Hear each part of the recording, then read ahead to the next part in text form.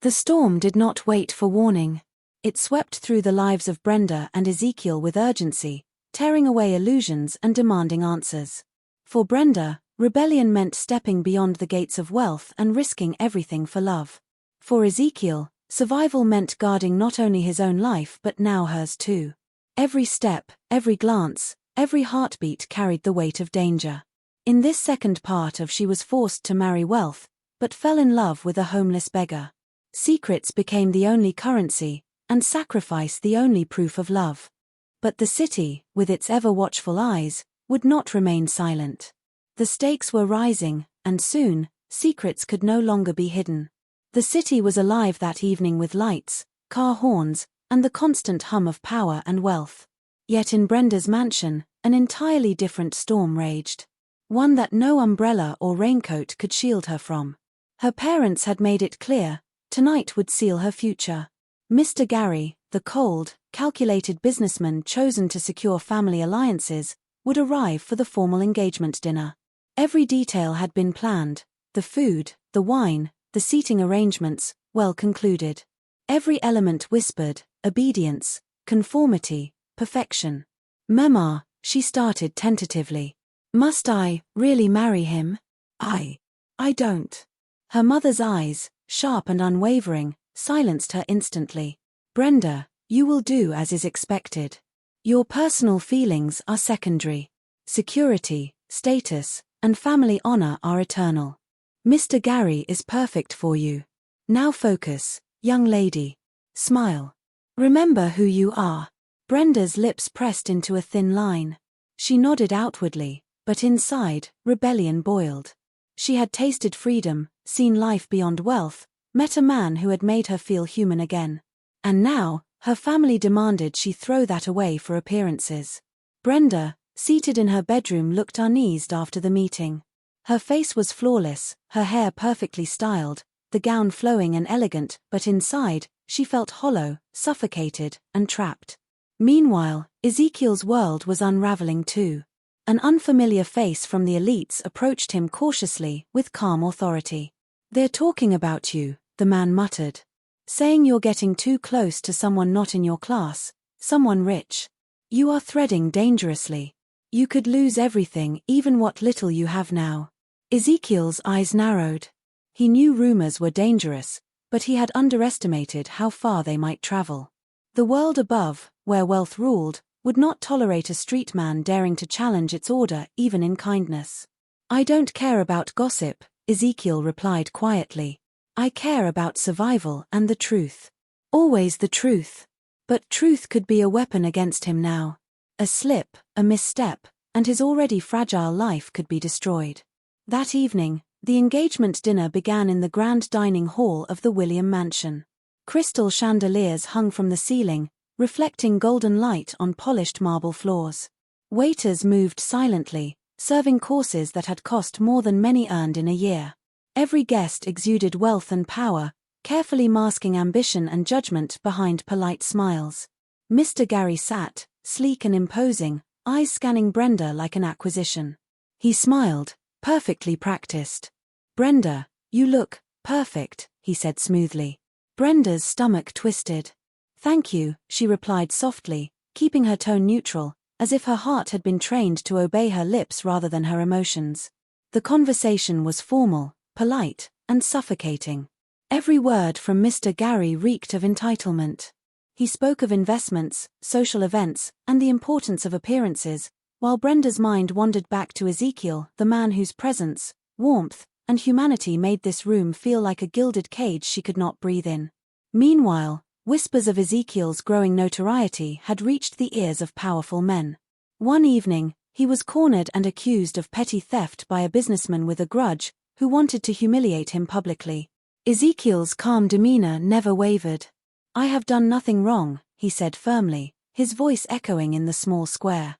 "Ask these people around here. They will tell you the truth." A tense argument ensued. Ezekiel's reputation on the streets rallied support. Children he had helped, other homeless men, even vendors he had quietly assisted. They surrounded them and defended him, speaking with conviction.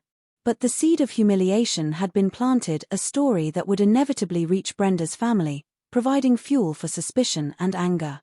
Back at the mansion, Brenda's phone vibrated. A text message appeared from an unknown number. She quickly rushed to the restroom, alone for a brief moment, heart pounding. "Meet me at the old bridge. Now. There's trouble. Z." Her pulse quickened. Ezekiel rarely reached out through messages. This was urgent. She risked a glance and sneaked out of the mansion, and drove off, while Mr. Gary laughed with her parents and other guests. Outside, the streets were slick and empty. Brenda parked under the bridge and stepped out, heart hammering, anxiety mingling with relief. There he was, Ezekiel, standing tall despite the challenges, his eyes dark with concern. "They tried to ruin me today," he said without preamble. "False accusations. People who are not happy about us. Anne, I think your family might be behind this. You need to be very careful going forward." Brenda gazed straight onto his face instinctively. "Zachary, I can't do what they want me to do. I can't marry that Gary guy." He looked at her, torn. "I don't want you to risk everything. But I can't hide my feelings either." Brenda responded. Her resolve hardened. She realized that life had offered her a choice: obedience to a cold, unfeeling world, or love and risk intertwined with Ezekiel. "I choose you," she said, voice firm yet trembling. "Even if it means my world collapses." Ezekiel's eyes softened, a mixture of relief, fear, and deep emotion flooding through him. "Then we face it together," he whispered. Later that day she managed to sneak back into the mansion without being noticed. But betrayal was never far. Her friend, who was also her colleague, envious and ambitious, who had already seen Brenda and Ezekiel's interactions, whispered warning to Brenda's parents. She carefully set the mansion into a frenzy. "Brenda, we need to talk," her father said later that night, voice tight with disappointment and barely contained anger. "I've heard rumors about the streets, a man, a beggar." Brenda's stomach twisted. She held her ground, heart hammering. "Yes, Papa. I've met someone. But his kind. He sees me as a person, not a prize." Her mother's hand tightened. "Kind? That's not enough. You will marry Mr. Gary, and that is final. Do you understand?" "I understand what you expect," Brenda replied softly, "but I do not understand why my heart, my life, my choices, do not matter." The room fell silent, heavy with tension. Her rebellion had been voiced, and the consequences loomed. At the same time, Ezekiel faced humiliation in the streets. The same man who initially resented him tried to spread lies of theft and deceit once again. But his allies, the children, vendors, and fellow street dwellers, rallied to his defense once more, showing loyalty and courage. It was a small victory, yet it highlighted the stakes. The world above and below the city was conspiring against them. That night, Brenda wrote in her diary, pages filled with trembling words. "I do not know what tomorrow will bring. I know my family will never accept him. And yet, my heart has already chosen. I have seen kindness, dignity, and truth where it should not exist. I have seen Zachary. And I cannot turn away." And her resolve hardened. Love, she realized, was worth every risk, every danger, every heartbreak. Two worlds collided in secret, the mansion of wealth and the streets of survival. Their love had been declared, their hearts intertwined, but the forces of family expectation, societal norms, and betrayal were closing in. Tonight, the first battle had been fought, and neither would remain unchanged. The question hung heavy in the air: how much would they sacrifice for love, before the storm consumed them both? The city had a way of moving in waves, luxury and squalor, hope and despair, warmth and coldness, often in the same street. Tonight, those waves crashed against Brenda's life with merciless force. After the reaffirmation of her stance with her parents, she knew she had no choice but to act in secret. Every glance from a housemaid, every whisper behind closed doors, every glance from her mother could betray her. And yet, her heart ached too fiercely to ignore Ezekiel's presence any longer. She waited until the mansion was quiet, until the ticking of the grandfather clock in the hall became the only sound. Then, she sneaked out. Every step felt like rebellion made tangible. Meanwhile, Ezekiel's evening was uneventful on the surface, but beneath it lay tension. Word had spread rumors of his relationship with a wealthy young woman. Some saw opportunity, others saw a threat. And Ezekiel knew that the city had its eyes on him in ways he couldn't fully control. Yet he had learned to survive in more than one sense. Alert, watchful, he navigated the streets like a ghost, unseen by those who sought to harm him. Still, he carried anxiety for himself and now, even more, for the woman whose heart had intertwined with his. Brenda found him near the under the lampstand, the dim streetlights casting long shadows over their meeting spot. "Zachary," she whispered, breathless, her eyes shining with both fear and relief. I had to come." He looked at her, concern etched deep in his eyes. "Brenda, no. Why this late? Your family." "I don't care," she interrupted. "Not tonight. Tonight, I'm choosing us." The vulnerability in her voice, the fire in her eyes, moved him deeply. But he also understood the peril. "You risk everything coming here," he said quietly. "Everything. If they discover you, it could ruin both our lives." "I know," she said firmly. "But if I stay away, my heart will break."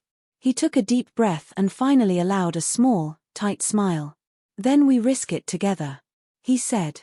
The nights that followed were a careful dance of secrecy. Brenda visited him while the mansion was asleep. They enjoyed each other's late-night hangout. He guided her through the streets, teaching her how to move silently, how to observe without being seen. And in these stolen moments, they shared stories and dreams. The city, harsh, unforgiving, alive with danger, became their sanctuary in shadows. But every secret has its price. In the mansion, Brenda's parents were furious regarding her frequent absence from home at night. But what they never imagined was Brenda spending those moments in the street with a beggar. One night, Justine, a street vendor, saw them sitting beneath a flickering streetlight. His eyes gleamed with malice. "You're hiding her now, eh?" Justine said, voice dripping with contempt. "Do you think this city will let a beggar like you steal someone like her? You're going to regret this." Ezekiel's jaw tightened. "Leave," he said calmly. "Or you will regret it." Justine sneered. "You think you're untouchable? Not in this city, Ezekiel." The confrontation ended without violence, but the threat lingered like smoke in the air. Danger had a name now, and it had found them. At the same time, Brenda faced her own battlefield. Her parents' suspicions had grown. Her father's phone calls became sharp interrogations. Her mother's glances carried silent accusations.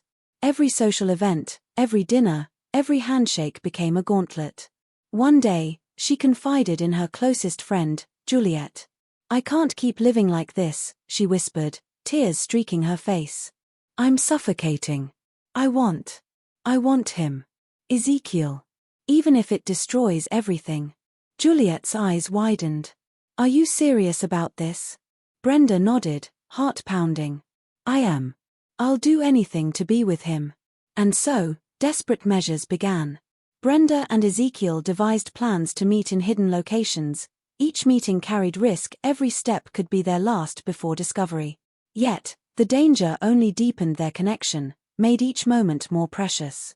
During quieter moments, Ezekiel allowed glimpses of his past to surface. He spoke of lost wealth, betrayals, and dreams deferred, but also of resilience and the power of patience. "You think because I'm homeless I am powerless," he said one evening. "But power isn't just money or status. It's the mind. The heart, the courage to act when the world expects you to stay silent." Brenda listened, enraptured. She realized she had been living in a gilded cage, blind to the strength of someone who had nothing yet could give everything. Their world of secret meetings and stolen moments thrived, yet the forces against them were closing in. Family pressure, jealousy, and the dangers of the city formed a tightening cage around their love. And somewhere in the shadows, Ezekiel's hidden potential, the truth of his past, waited quietly, ready to emerge when the stakes became too high to ignore. The stage was set for revelation, confrontation, and a love that would demand everything from them both. The city was quiet that morning, as if holding its breath. Brenda had spent the night writing down her thoughts and thinking of Ezekiel, the man who had transformed her heart. Every stolen smile, every whispered secret, every touch lingered in her memory like a flame refusing to die. But her parents' suspicions were growing, and the city's undercurrent of jealousy and threat had reached a boiling point. Yet neither she, nor Ezekiel knew just how much their worlds were about to collide. It started with a letter. Ezekiel had received it earlier in the day, delivered by a man whose nervous glances betrayed a message of great importance. The envelope was thick, sealed with a family crest, a crest that Ezekiel had not seen for years, not since betrayal had stripped him of everything he once owned. He opened it cautiously, eyes scanning the carefully written words. His breath hitched as memories flooded back, childhood wealth, education, dreams built on hope and promise. His family's betrayal had left him in the streets, robbed of inheritance and status, cast aside as powerless. The letter confirmed what he had only suspected: he was still heir to a considerable fortune, hidden away from those who had sought to destroy him. All he needed now was proof and the courage to reclaim it. Meanwhile, Brenda navigated the mansion under the growing pressure of her family. Her father had arranged a private meeting, the kind that made her stomach churn with dread. "Brenda, I've been patient," he said sharply.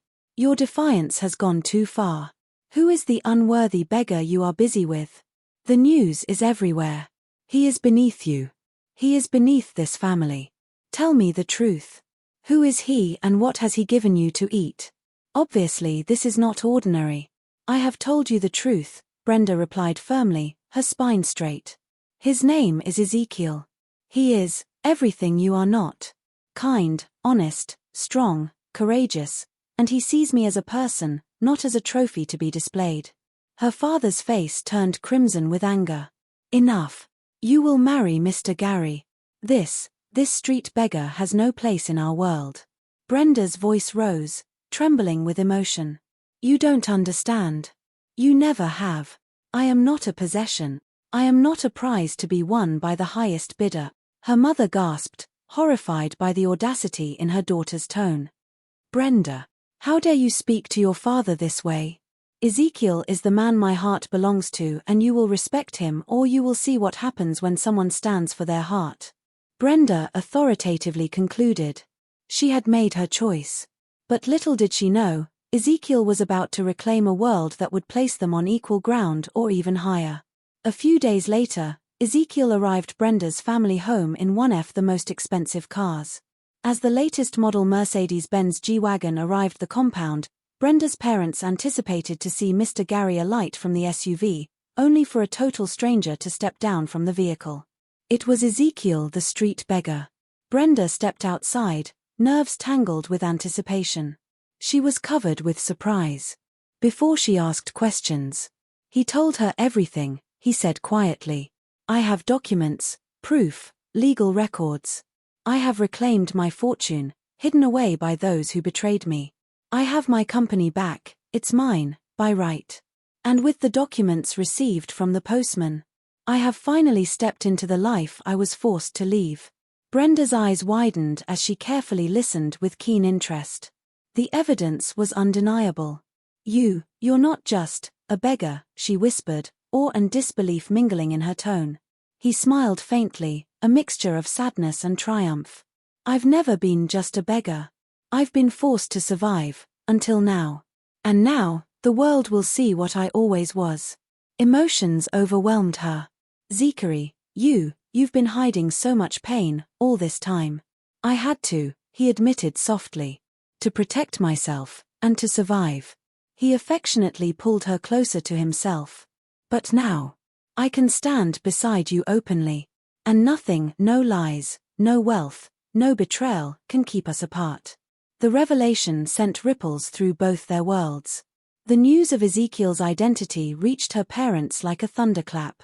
The man they had dismissed as a beggar, the man they had thought unworthy, the man they and the society at large did not give a chance, was now their social equal, if not superior.